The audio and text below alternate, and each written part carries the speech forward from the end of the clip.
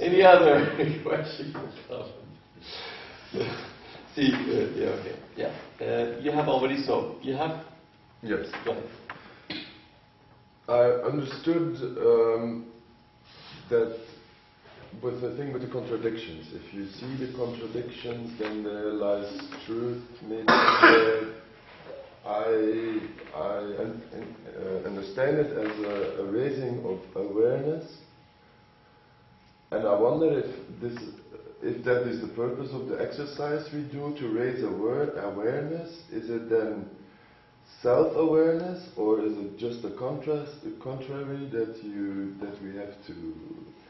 Can you try to answer your own question? Well, I have the impression. No. Look.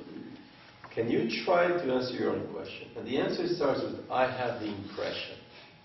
I'm asking you your impression. I'm asking you to answer your question. You're asking me to answer my question. Please answer your question. I think it has. No. Okay. Can I answer with I think? No. Answer your question. At least you're watching your words. Answer your question. Can we have? No, wait. Can we? Is that an answer or another question? That's another question. But you see, but for me that's a simple point. See, let me tell you, because that's a typical thing. When you learn running sprint, you know what is the most important moment? The start. Starting moment. You know? You know? I think when? The start. Yes, and how long is the start in the sprint? How long is it? Fraction? Yeah, fraction of what? Of the... How long? Tell me the time. Hours, days, how long? Second.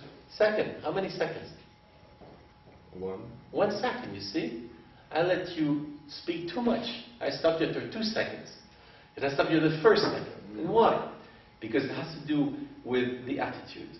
Where am I when I must start to speak?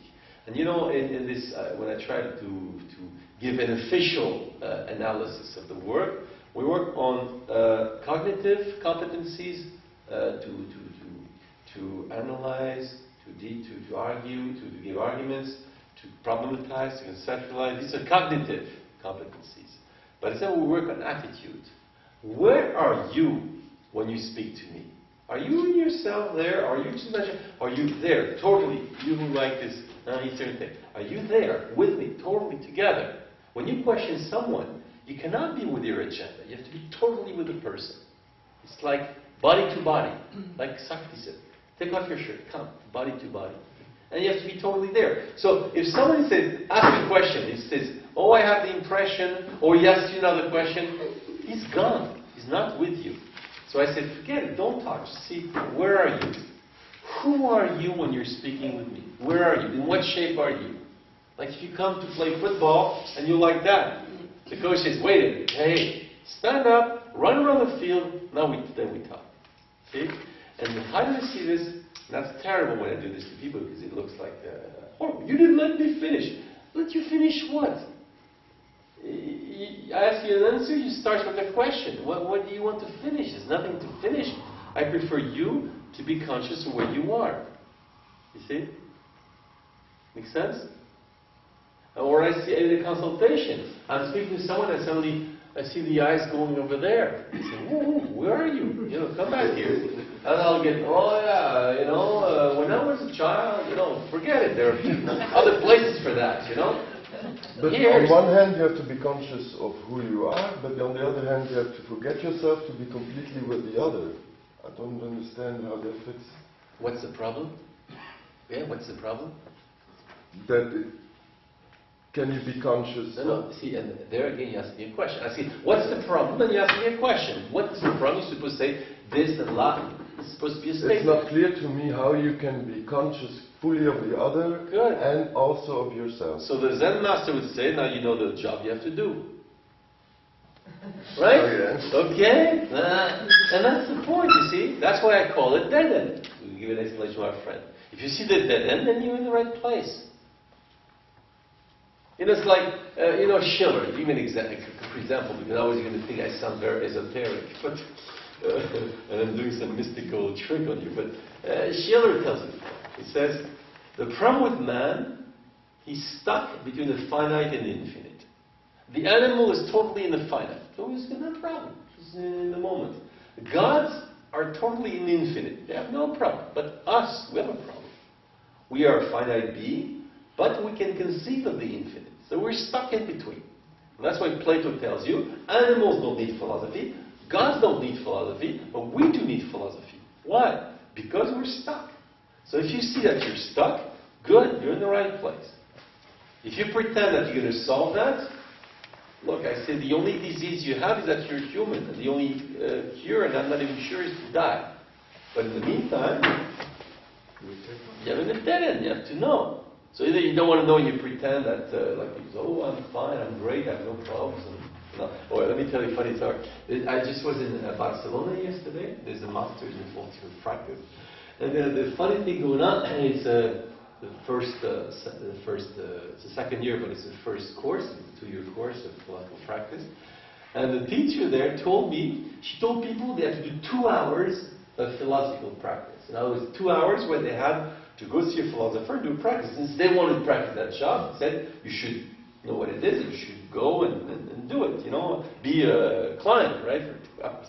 And a bunch of people refuse this, but we don't want to do this because we have no problems. I said, this is great.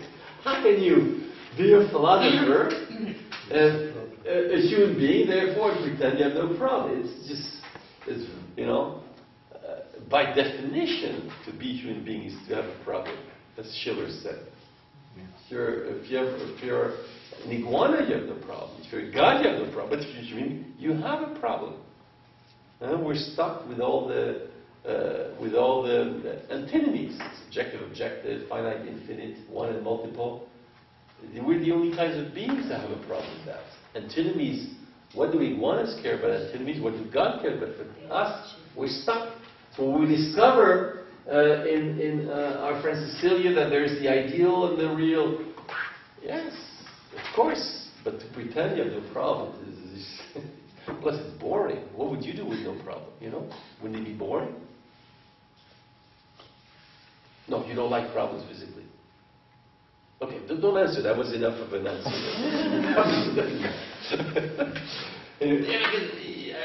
Oh yes, that was funny. There again at a seminar, there's a girl, and I said, do you like problems? And she went like this, you know, where you know this Portuguese word, went with faces. I said, well, can I take this for a no? And then it says, then I said, if you don't like problems, it says, why do you want to become a practical philosopher? To deal with problems. I mean, you don't like what you have to deal with. And it's funny, see, that's rhetoric. That's rhetoric. It was very interesting. We have shirking it up because, okay. But that has to do with the thing that if you don't like problems, then why would you do philosophy? Philosophy is to problematize. The key component is to find problems. If you don't like problems, then do something else, you know? Maybe, I don't know, but probably a gardener doesn't like problems, so he tries to get rid of it. But a philosopher, he has to find beautiful problems. We find nice problems with them, for Cecilia. Yeah. Right, Cecilia? Nice problems? Much more like that. Well, yeah, more, right? Okay, see, she's tantalizing us now, you know? Yeah, makes sense? Yeah. Yeah?